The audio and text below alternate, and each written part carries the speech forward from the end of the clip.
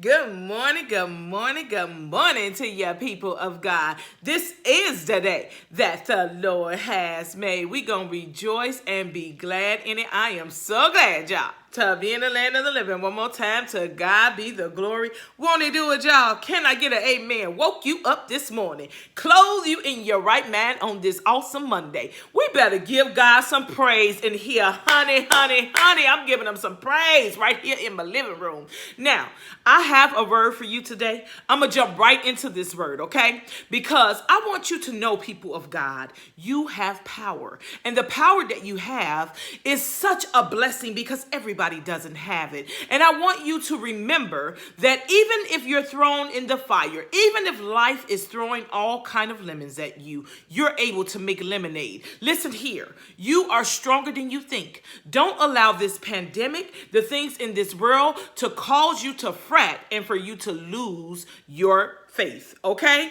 I'm going to talk to you about these three boys that I know, the three Hebrew boys. Let's talk about them today. I'm going to jump into this word. I'm going to read it, and then we're going to talk about it. So today, we're looking at Nebuchadnezzar giving out a what do you call it?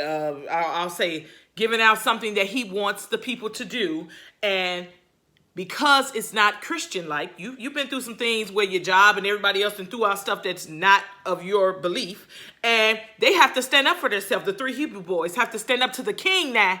To the king. When you got power, when you know you got power, you ain't worried about nobody. Do you understand me? Let me jump into this word here. So the king has put out something that goes against everything that Nebuchadnezzar, the three Hebrew boys believe in. And so, with that being said, now the three Hebrew boys are talking to the king right now, okay? Because something's been put out about serving and worshiping another god, and he's like, oh no, the three Hebrew boys like, I shut that down.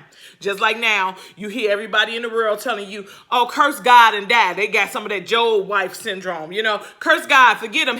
How could he be real and we going through this? Let's jump into the word and see how the three Hebrew boys handled it. This how we gonna handle this pandemic, you understand? It says, Shadrach, Meshach, and Abednego replied to Nebuchadnezzar, we do not need to defend ourselves before you. If we are thrown into the burning furnace, the God whom we serve is able to save us. He will rescue us from your power, your majesty. But even if he doesn't, even if he doesn't, we want to make it clear to you, your majesty, that we will never serve your gods or worship the god statues you set up for us. Nebuchadnezzar was so furious, the king was so furious that Shadrach, Meshach, and Abednego, that his face became distorted with rage. He recommended that the furnace be heated 7 times hotter than usual. When you stand up to the devil, trust me, he gonna try to pull it. You see this man, he got so mad, he turned up the fire more, okay? Don't worry about it. Don't let it scare you. Listen here to the story. Then he ordered some of the strongest men in his army to bind Shadrach, Meshach, and Abednego, throw them into the furnace so that they would be tied up and thrown into the furnace fully dressed in their pants, turbans, robes, and garments. And because the king in his anger had demanded such a hot furnace, the flames killed the soldiers. Don't play with God's people. The flame, what you think you had for me, devil, it's going to come back on your people, baby. You got me the wrong. Okay, let me get this. And because the king was angry and demanded such a hot fire, the flames killed the soldiers and it threw the 3 men in. And Shadrach, Meshach, and Abednego, securely tied, fell into roaring flames. But suddenly Nebuchadnezzar jumped up in amazement and exclaimed to his advisors, didn't we tie up 3 men in this furnace? Yes, they said, we surely did. He said, look, shouted, I see 4 men abound, walking in the fire, unharmed, and the 4th looks like a god. Then Nebuchadnezzar came as close as he could to the door in the flames and shouted, Shadrach, Meshach, and Abednego, where's your hope? Come on out, Most High God, come on out. So Shadrach, Meshach, and Abednego stepped out that fire.